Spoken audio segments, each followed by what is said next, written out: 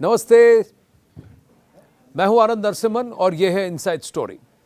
बात इसी युद्ध की करेंगे जो खाड़ी में ईरान के खिलाफ अमेरिका और इजराइल ने छेड़ रखी है। सबको पता है कि अमेरिका दुनिया के सबसे ताकतवर मिलिट्री पावर है। उसके पास अपनी डॉलर छापने की एक ऐसी मशीनरी और एक ऐसी काबिलियत है कि वो इस युद्ध को काफ़ी सालों तक फंड कर सकता है। लेकिन डोनाल्ड ट्रंप लंबे युद्ध नहीं पसंद करते। उन्हें short sharp shock end of वाली टेक्नोलॉजी या तरीका टैक्टिक बहुत पसंद है। तो वो नहीं चाहेंगे कि ये युद्ध लंबा खिंचे। हाँ, यूएस इससे पीछे हट सकता है और इजराइल को आगे करके इजराइल को एक लंबे युद्ध में धकेल सकता है।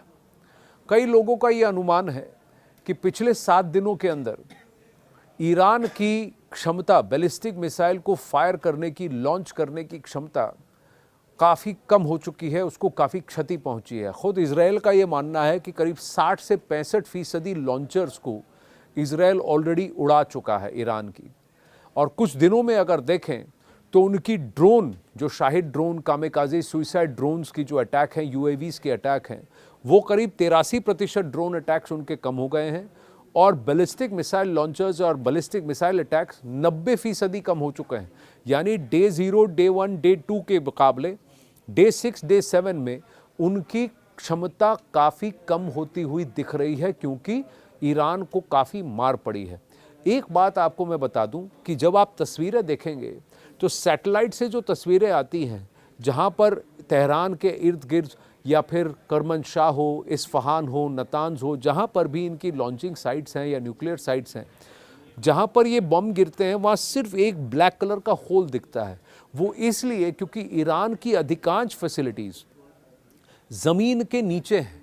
उनकी एक अंडरग्राउंड टनल सिस्टम है और अंडरग्राउंड लॉन्चर सिस्टम है, यानी कि ज़मीन के ऊपर से ये बाहर छिपे हुए रहते हैं, सतह पे दिखते नहीं हैं और उनके ऊपर एक कंक्रीट की चादर लगी हुई है, शेड लगे हुए हैं जिनको भेद पाना मुश्किल है। और इसीलिए उनके बंकर बस्टर्स काम आते हैं। ये बंकर बस्टर्स क्या करते हैं, पहले सीमेंट की सतह के अंदर एक छेद कर देते हैं और अंदर जाकर कम से कम 1-2 मिलीसेकंड के बाद ही अंदर जाकर विस्फोट होता है।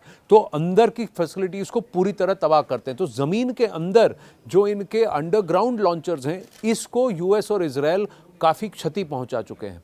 लेकिन एक और बात आपको बताऊं कि इजराइल लंबा युद्ध लड़ सकता है। अमेरिका, आप देख चुके हैं, वियतनाम और अफगानिस्तान में 10-20 साल फंस गया था और उसका खामियाजा बहुत सारे प्रेसिडेंट्स को भुगतना पड़ा था। तो इसलिए ट्रंप लंबी वॉर नहीं चाहते, क्योंकि उनकी खुद की मागा बेस डोमेस्टिक कॉन्स्टिट्यूएंसी भी लंबा युद्ध नहीं चाहती। वो इस युद्ध को चाहती ही नहीं थी। वो तो चाहती थी कि ट्रंप मामले को डरा धमका के सुलझा लें, बातचीत से सुलझा लें, लेकिन युद्ध में ना घुसें। ट्रंप को इस युद्ध में घुसना पड़ा है। उसके कई मायने, उसकी बात बाद में करेंगे, लेकिन सबसे पहले आपको बताऊं कि क्या ईरान इसको कॉन्स्टेंटली झेल सकता है। देखिए, ईरान ने आसपास सबसे पंगे ले लिए। क्यों लिए ईरान ने आसपास सबसे पंगे? क्योंकि ईरान को तो इन देशों की ज़रूरत थी। ये सब ओआईसी के अंदर आते हैं, सारे मुस्लिम देश हैं, अरबी देशों की उसको मदद की ज़रूरत है। लेकिन ईरान ने क्या किया कि यूएस के एयर बेसिस को टारगेट करने की कोशिश की, लेकिन उसके कई मिसाइल और ड्रोन इनकी सऊदी अरेबिया की, कतर की, बहरीन की और यूएई और ओमान की फैसिलिटीज़, ऑयल और लिक्विड नेचुरल गैस की फैसिलिटीज़ पर जाकर गिरी हैं, और जिसकी वजह से वहाँ पर भी हानि हुई है, क्षति हुई है। और ये देश भी अब थोड़ा गुस्साए हुए हैं ईरान से। अब ईरान ने यूएस के एयर बेसिस को गिराने की कोशिश की, उसको बर्बाद करने की कोशिश की। क्यों? क्योंकि इन एयर बेसिस पर बहुत ही बड़े कम्युनिकेशन रेडार हैं, जिसकी वजह से और जिसकी मदद से यूएस और इजराइल इंटेलिजेंस गैदर कर रहे थे ईरानी के बारे में और आईआरजीसी के बारे में, और वहाँ पर सर्वेलेंस कर रहे थे। अब इस सर्वेलेंस कैपेबिलिटी को, और ताकि इनकी शिप्स, इनकी एयरक्राफ्ट्स ये रिफ्यूलिंग के लिए ना आए, इनके लिए लैंडिंग जोन्स ना आए, इस सब को टारगेट करने की वजह से इन एयर बेसिस को तबाह करने की कोशिश की। और अगर आप सैटेलाइट इमेजेस देखें तो रनवे पर बम नहीं गिरे हैं, रनवे पर इनके शाहिद ड्रोन्स नहीं गिरे हैं। इनके कम्युनिकेशन कमांड सेंटर और इनके रेडार्स को ध्वस्त करने की कोशिश ईरान ने की है। लेकिन अब ईरान की मारक क्षमता भी कम होती जा रही है। ईरान अब क्या करेगा? देखिए, ईरान गोरिल्ला मोड में चला जाएगा। गोरिल्ला मोड का मतलब ईरान ने 2 चीज़ें की कि एक, लो कॉस्ट वॉरफेयर, तो इसीलिए इनके शाहिद 136 ड्रोन जो है वो $20,000 के हैं। $20,000 का एक ड्रोन जाकर के 50 किलो का, उसका 200 किलो का वजन होता है, 50 किलो के एक्सप्लोजिव होते हैं। जब किसी रिफाइनरी पर जाकर के ऐसे 3 ड्रोन गिर जाते हैं तो 150 किलो की एक्सप्लोजिव एक जगह जाकर गिर जाती है, और $60,000 में आप सामने वाले को कम से कम $100 मिलियन का नुकसान पहुंचा सकते हैं। ये लो कॉस्ट वॉरफेयर ईरान ने परफेक्ट कर ली है। तो 2 चीजें इन्होंने परफेक्ट की। एक, ये लो कॉस्ट सुसाइड ड्रोन, इनका काम ही है वापस नहीं लौटना है, जाएं तो फिदाइन की तरह जाएंगे, मर जाएंगे और मार के आएंगे, ये उनका काम है। वापस नहीं आएंगे, मर जाएंगे और मारेंगे, ये उनका काम है इन ड्रोन्स का। तो ये ड्रोन्स की खेप, इनके पास करीब 1.5 लाख ड्रोन से ज्यादा की खेप है, और इनकी मैन्युफैक्चरिंग कैपेसिटी हर महीने 15,000 से 30,000 ड्रोन बनाने की इनकी क्षमता है।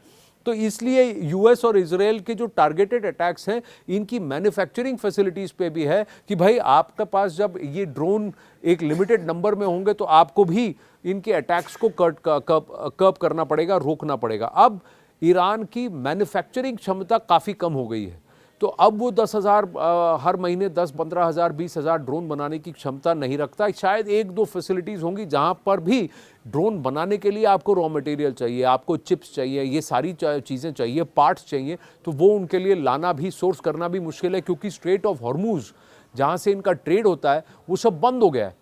सिर्फ इस तरफ के लिए ही नहीं, उस तरफ के लिए ईरान का बंदर अब्बास पोर्ट भी बंद है। तो उनके पास भी मैन्युफैक्चरिंग कैपेसिटी शायद हो, लेकिन कैपेबिलिटी शायद हो, लेकिन उनके पास वो रॉ मटेरियल नहीं है। तो जो लिमिटेड स्टॉक है ड्रोन्स का, जो लिमिटेड स्टॉक है बैलिस्टिक मिसाइल का, उसी को अब ईरान को चलाना पड़ेगा। ईरान ने एक और काम किया है, अपने कमांड कंट्रोल सेंटर को डिसेंट्रलाइज कर दिया। ईरान में अभी जैसे 13 मीटर का डंपर ट्रक होता है या कंटेनर ट्रक होता है, ऐसे कंटेनर ट्रक्स कम से कम 200 से 300 ऐसी ट्रक्स चल रही हैं।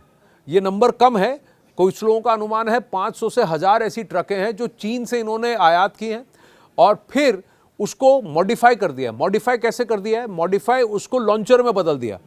अब ये ऐसी कंटेनर ट्रक्स हैं जिनके ऊपर लैडर लगी होती है और लैडर के नीचे मिसाइल है। अब खुर्रम शहर जैसा बैलिस्टिक मिसाइल जो कि कम से कम 2000 किलोमीटर तक जा सकता है, उड़ सकता है, ये भी ऐसी कंटेनर ट्रक के अंदर लेकर के उन्होंने लॉन्च किया है। तो आप सोच लीजिए, अगर ऐसे 500 से 1000 ट्रक पूरे शहरों में घूम रहे हैं, ऊपर से आप सैटेलाइट से कैसे पता लगा पाएंगे कि कौन सा नॉर्मल कमर्शियल कंटेनर ट्रक है और कौन सा मिसाइल लेके चल रहा है? और ऐसी ही छोटी ट्रकें हैं, और इन छोटी ट्रकों के अंदर ट्यूब्स हैं जिसके अंदर ये कामिकाजी ड्रोन है। एक ट्यूब के अंदर कम से कम 6 या 7 ड्रोन ऐसी होती हैं जिनको वो ऐसे खड़ा करके कहीं पर भी खड़ा कर देगा, और ये ड्रोन कम से कम 300 से 400 किलोमीटर उड़ सकते हैं। तो मान लीजिए खाड़ी की तरफ से या बॉर्डर से कम 50 किलोमीटर दूर किसी भी पहाड़ी के पीछे ये ट्रक ऐसे खड़ी हो जाए और उसके अंदर जीपीएस कोऑर्डिनेट फिट हो जाए और ये फिर इसको लॉन्च कर दें। ये काबिलियत ईरान के अंदर है, आईआरजीसी के अंदर है, यानी इसको कहते हैं गुरिल्ला वॉरफेयर। और ये गुरिल्ला वॉरफेयर वाली टेक्निक में ईरान ऑलरेडी घुस चुका है। डे 5 से ही ईरान ने गुरिल्ला टेक्निक अपना लिया है। अब गुरिल्ला टेक्निक में क्या तकलीफ है? ये छिप के वार करेंगे। अब छिप के वार करेंगे तो आप कैसे पकड़ेंगे भैया इनको? ये सामने से तो नहीं लड़ रहे हैं, छिप के लड़ रहे हैं। छिप के वार करेंगे तो क्या होगा? हर दिन में अगर वो एक मिसाइल भी दागता है, कहीं पर भी दाग दे, डर तो सब जगह फैलेगा, माहौल तो हर जगह खराब होगा, क्योंकि किसी को पता नहीं, सब आसमान में देखें भाई कहाँ गिर रहा है, मेरे ऊपर गिर रहा है, कहीं और गिर रहा है, आज कहाँ गिरा, आज वहाँ गिरा, कल यहाँ गिरा। तो ये अस्थिरता का जो माहौल है, इसको ईरान काफ़ी लंबे समय तक कर सकता है, जब तक अंदर से सत्ता पलट नहीं होती या आईआरजीसी का एक कमांडर, एक बड़ा कमांडर बिछड़ के अलग नहीं होता और फिर यूएस से हाथ नहीं मिला लेता और कंट्रोल नहीं ले लेता। जब ये कमांड कंट्रोल डिसेंट्रलाइज होने के बाद वापस ये कहेगा कि बंद कर दो, तब तक ईरान ये गुरिल्ला वॉरफेयर का काम करते रह सकता है। यानी कि वो कुवैत हो, कतर हो, ओमान हो, इजराइल हो, सीरिया हो, अज़रबैजान हो, लद्दाख, ये इराक हो, या फिर यहाँ पर सऊदी अरेबिया हो या ओमान हो, कहीं पर भी, यूएई, दुबई, अबू धाबी, रास अल खैमा, कहीं पर भी हर रोज एक मिसाइल, 10 ड्रोन अगर छोड़ दे तो ये अस्थिरता का माहौल चलता रहेगा और ये युद्ध समाप्त नहीं होगा। देखिए, आतंकवादियों ने भारत में भी ये टेक्निक अपनाया था और ईरान और आईआरजीसी इस टेक्निक में माहिर है। हमास, हूती, हिजबुल्लाह और यहाँ पर लश्कर जैसी तंजीमों ने भी यही काम किया था। मुंबई, देखिए भारत की आर्थिक राजधानी, एक ब्लास्ट करवाया या एक सीरीज ऑफ ब्लास्ट करवाया, उसके बाद करीब 10 से 15 साल तक मुंबई का हर व्यक्ति सुबह उठकर घर से बाहर निकलता था। जब गाड़ी में, टैक्सी में बैठता था तो सीट के नीचे देखता था, ट्रेन में बैठता था तो सीट के नीचे देखता था, या बस में बैठता था तो भी सीट के नीचे देखता था, और आसपास किसी का कोई भी बैग छूट गया वो डर जाता था कि कहीं इसके अंदर बम तो नहीं। ये डर का माहौल जो फैलाया आतंकवादियों ने, ये ऐसे ही फैलाया। मुंबई की प्रोडक्टिविटी कम से कम 10 से 20% कम डर की वजह से कर दी इन्होंने करीब 10 साल के लिए। ये टैक्टिक फिर से ईरानी आजमा सकते हैं इस पूरे रीजन के अंदर। आप मान लीजिए हॉर्मूज का स्ट्रेट, ईरानी कह रहे हैं भाई हम किसी को टारगेट नहीं कर रहे हैं, सिर्फ यूएस, यूरोपियन या फिर इजरायली फ्लैग वाली शिप्स को, टैंकर को कर रहे हैं। आपने यहाँ से INS विक्रमादित्य भी भेज दिया, आप कहीं से गलती से उन्होंने किसी एक और मर्चेंट शिप को गिरा दिया, किसी भी देश का हो भले, अरे सॉरी हो गया भाई, हमारा ड्रोन गलत गिर गया। आप कल फिर अपनी जहाज को छोड़ेंगे? कोई भी इंटरनेशनल फ्लीट जो शिप्स हैं, जो कि पूरा दुनिया का जो ट्रेड है यहीं से चलता है, 40 से 45% दुनिया का ट्रेड यहीं पे होता है। इन सभी देशों का ट्रेड, पखाड़ी के देशों का, जो पर्शियन गल्फ में सारे जो देश हैं, इन सब का ट्रेड उस पट्टी से होता है।